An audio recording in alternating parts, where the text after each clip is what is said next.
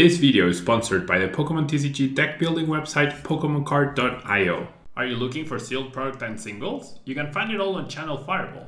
Please use my Tailmon affiliate code when checking out to help support my content. Looking for PTGO codes? Poton Store has all the latest sets and promos, instantly delivered to your email. You can use Tailmon code when checking out for 5% off. If you're from Europe, Millipods Gaming has a wide array of sealed products, singles, and more.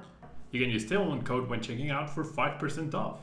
Card Market is Europe's largest online marketplace for Pokemon cards. Whether you're looking for sealed product or singles, vintage or the latest sets, just follow the link in the description to find what you need. Want to show off your love for Tailmon? Check out my 2021 merch. These new hoodies and shirts are available on Amazon. Click on the link in the description to get yours. Hello everyone and welcome back to a new episode of Eye on Japan as we take a look at some of the really cool decks that they are playing over there. Utilizing them with the new set that we are going to be getting in only less than 2 weeks, I believe. In a week and a half, we'll finally have Evolving Skies, we'll finally have the Evolution VMAX Pokemon, we're gonna have the Rayquaza VMAX and all of the good stuff. But today we're gonna be focusing on this really cool and unique LEAFEON VMAX Dusk Noir deck. So LEAFEON VMAX, sorry, I have a lot of tabs open with all the cards that I need to talk about. LEAFEON VMAX has an attack that does 60 damage for each colorless in your opponent's active Pokemon's retreat cost, and for 2 energies, and Max Leaf does 170 damage, and you heal 30 damage from this Pokemon. So pretty decent. A couple of attacks, especially Grass Knot, should be doing a lot of damage on certain Pokemon. And we have a LEAFEON V, which is pretty important. Its ability, Greening Cells. Once in your turn, you may search your deck for a Grass Energy card and attach it to one of your Pokemon, and then you shuffle your deck. If you use this ability, your turn ends. Now, it's pretty important to note that you don't have to attach the energy to that same LEAFEON, and your turn ends, right? Which is a pretty big deal, honestly, but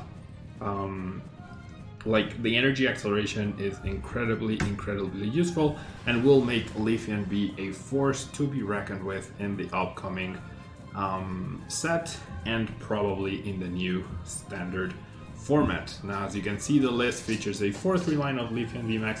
It also features the 1 copy of Buzzle and Formosa attacked in GX. For its GX attack, it's never a bad thing to have access to GX attacks, as long as we have them right now, which is pretty important.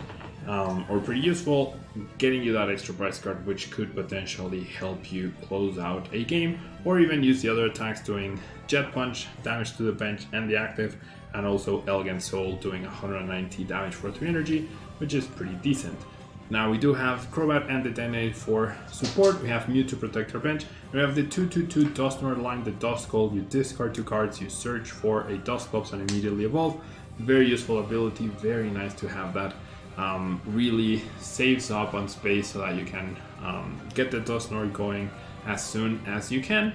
And we also have, like, in order to support and synergize with LEAFEON VMAX's Grass Knot attack, we have the Galar Mines to increase our opponent's retreat cost, and also the tool cancelling tool card, Tool Jammer.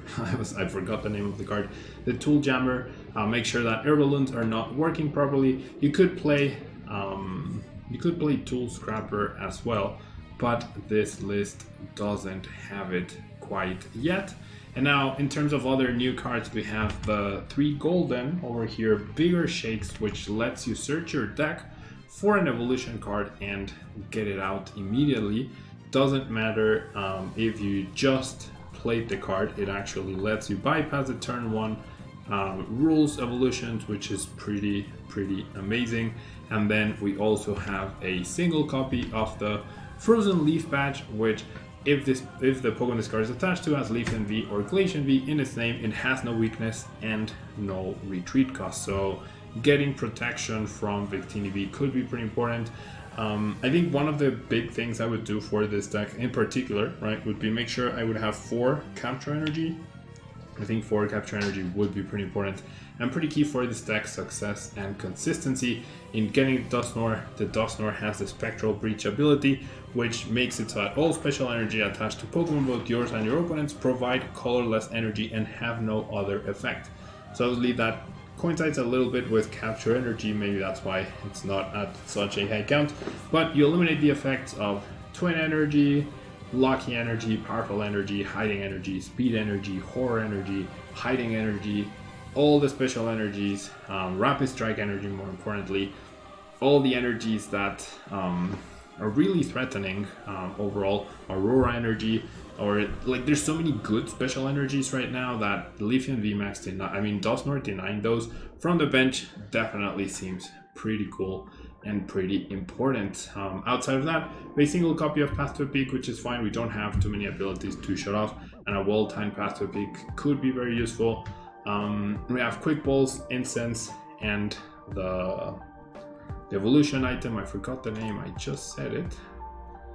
I just said it. What was the name of the evolution item? The Vigor Shake, right? The Vigor Shake item card lets you evolve. That could let you get Dusknoir out on turn 1, right? Which would be pretty impressive. Therefore denying even your opponent's capture energies. If you were, like if you went first and you got the Dusknoir out on turn 1 and your opponent had capture energies, they would be useless. So pretty cool, honestly pretty cool to see. We have a ton of switches. We have Malalana, we have Caitlyn. The extra switches definitely make sense because you are denying or you are increasing retreat cost quite a bit. So making sure you have that mobility and you don't get stuck. Your opponent could play boss orders, try and stall you out, but with the switches and the Malalana, that shouldn't be a big problem. Also has a copy of Phoebe to deal with potential Decidueyes and Samazintas as well. And I feel like post-rotation, yeah, this deck loses the GX, it loses the Dene, it loses Mew. And that's pretty much it, right? Losing 3 cards, this deck should prove to be useful and potentially playable in the upcoming format. I've seen LEAFEON VMAX be paired with other cards such as Inteleon VMAX, I mean not Inteleon VMAX, the Inteleon line, to get bonus damage, to be able to search for cards, search for the Tool Scrapper, the Tool Jammer, search for the Galar Mines directly to increase your damage output. Definitely a viable way to play the deck, and provides a water type attacker, potentially to deal with some fire type Pokemon. Probably not super useful, but it could let you search for the Frozen Leaf Patch, which takes away your weakness in case Victini VMAX is a threat, right? I feel like with Ice Rider, Calyrex being pretty popular, I don't think Victini VMAX will be making its way too much into the metagame. But I have thought a lot about like Victini VMAX and Ice Rider, and I would not be surprised if we saw a deck combining both of them, because Victini VMAX's attacks cost fire and colorless, so you could place some fire energies in Ice Rider, and you could accelerate with Melanie on the Victini VMAX. So I don't know, maybe there's something there, right? But yeah, overall LEAFEON VMAX is a pretty cool card. The energy acceleration is what sets it apart from other VMAXs. In terms of HP, sitting at 310, it is on the lower end of the LEAFEON of the VMAXs, sorry, but that shouldn't stop it from being a force to be reckoned with. And yeah, like I said, this deck doesn't change much, if at all, in standard or in the new standard. So a pretty cool deck to build if you're going to invest into it. Pretty unique take with the Dusknoir. Or if you want a more standard build, you can just have the Inteleon lineup and be happy with that. Evolving Skies coming soon. I haven't seen any, I don't think there will be new cards coming out in Japan anytime soon. So once Evolving Skies comes out, I'll be shifting to double daily videos of Evolving Skies. I feel like there's going to be so much to explore. And then afterwards we have a rotation, so there'll be even more concepts to explore as we lose some cards, so we need to make modifications. So this next week will be the last episode of Ion Japan, only 3 episodes, but for the meantime, and when a new set comes out in Japan, I will immediately restart the series every Monday, all right? But for sure, next week, we'll have a brand new, interesting deck to cover. I'm not trying to cover like the very obviously powerful decks. I guess the Rayquaza VMAX is a very obviously powerful deck. But this list seems so unique that I wanted to talk about it. And I feel like definitely the usage of Dusknoir is a little underutilized right now, especially with Rapid Strike being decently popular at the moment. I could see some dark decks such as Gengar VMAX in the future utilizing Dusknoir to deny the Rapid Strike energies, and even like, I don't know, single price decks could end up utilizing Dusknoir as a way to counter Rapid Strike or Shifu VMAX, right? That definitely could be a thing that I'm just thinking about now. Some food for thought, right? It is 6 spaces that you need to dedicate to the Dusknoir. It could also be KO'd, right? But at 150 HP and with fighting resistance, it would actually take 2 shots from an Urshifu VMAX just to try and deal with the Dusknoir. So maybe there's, like, if your deck is struggling with Rapid Strike Urshifu VMAX, Dusknoir dedicating the 6 spots with a 2/2 line, because it is self-searching, could be worth it for you to include in order to turn a bad matchup or another loss into an auto win.